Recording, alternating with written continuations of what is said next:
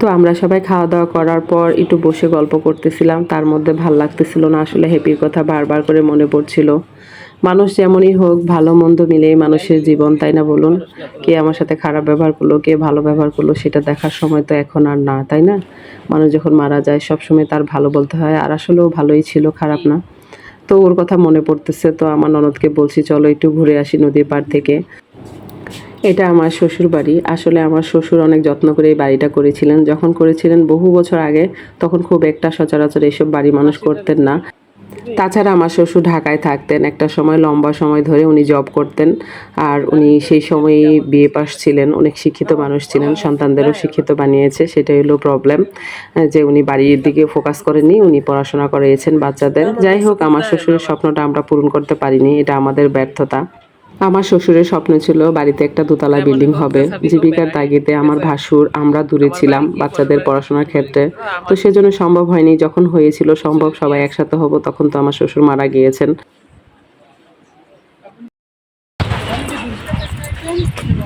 হুম, নদীর পানি ঘুলাও ভালো, বুঝছো? নদীর পানি ঘুলাও ভালো। আমি এটাকে পুকুর বলতে পারবো না, নদী বলা লাগবে। যেদিকে সুন্দর ভিউ হবে সেদিকে না। চলো তো ঘুরে নিয়ে আসি ফরান থেকে। আচ্ছা চলো, আসো।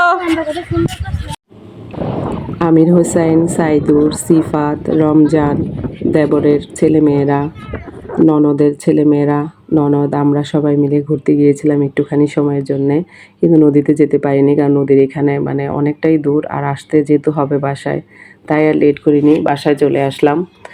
আসসালামু আলাইকুম মাই ইউটিউব ফ্যামিলি, কেমন আছেন সবাই? আই হোপ সবাই ভালো আছেন। আলহামদুলিল্লাহ আমরাও ভালো আছি। মাই ভিলেজ লাইফ আয়েশা চ্যানেলে সবাইকে স্বাগত। দূরে ও কাছে যে যেখান থেকে দেখছেন প্রত্যেককে জানাচ্ছি আন্তরিক শুভেচ্ছা ও অভিনন্দন। কি মারছি? ঘুষি।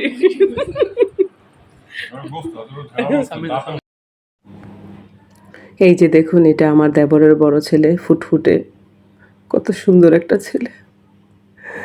ওর সান্ত্বনা দেওয়ার ভাষা কিন্তু নেই। যখনই ওর দিকে তাকাই কলিজাটা ছিঁড়ে যায়।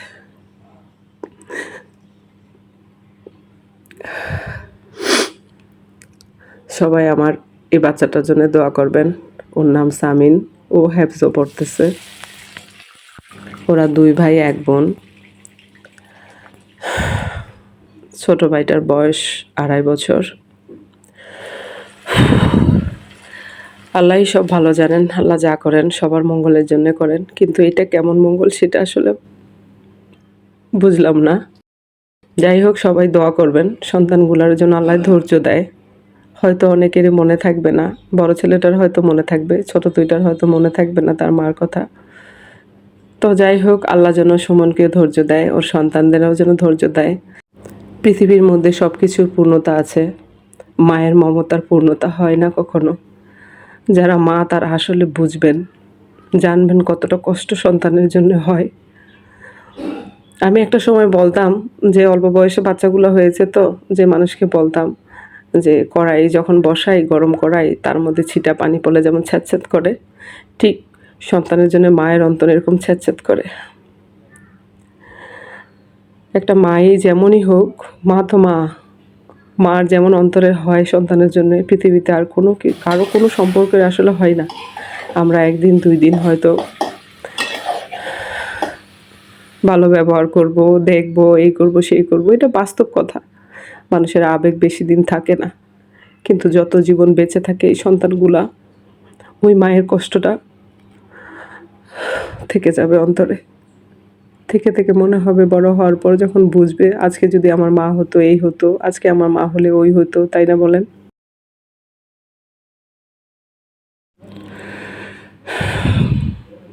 তো ভোরে ফজরের সময় ডেকেছিলাম আমার বাচ্চাদের সাথে সামিনকেও। ডেকে বলছি, বাবা নামাজ পড়ো, মায়ের জন্য দোয়া করো, কোরআন পড়ো। তো প্রথমে বলছে ঘুম আসছে না, তখন বলছি বাবা কোরআন পড়ো। যেহেতু ও হ্যাফজোখানায় পড়তেছে অলরেডি, তো ওই সেই সময় তো আর ঘুমায় না। তো আমি বলছি কোরআন পড়ো আর মাকে দোয়া পাঠাও।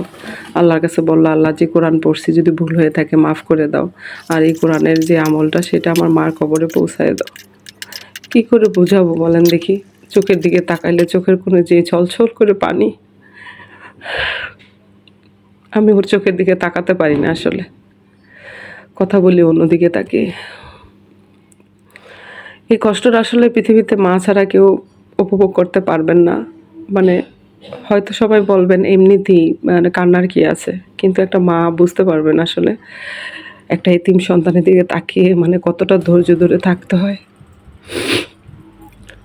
তো যাই হোক, সামনে তো কিছুই বলতে পারি না, অনেক হাসি মজা করি, আমার সন্তানদের সাথে যেমন মজা করি ওর সাথেও করি, ওকে বুঝতে দেই না, কিন্তু একটু আড়াল থেকে ওর চেহারার দিকে তাকিয়ে চোখে পানি রাখতে পারি না। তো যাই হোক, আই এম সরি আসলে বন্ধুরা, আমি ইমোশনাল একটু মানুষ, তো ইমোশনাল হয়ে যাই।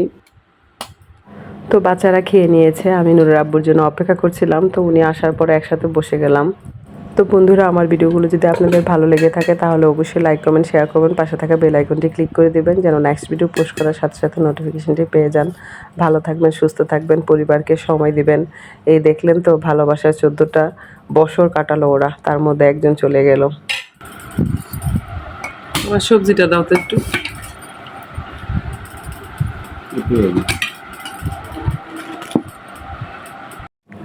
ভালো থাকবেন, সুস্থ থাকবেন, অবশ্যই নিরাপদে থাকবেন, পজিটিভ থাকবেন, পরিবারকে সময় দিবেন। কেয়া পাতা কাল হো না হো। আল্লাহ হাফেজ।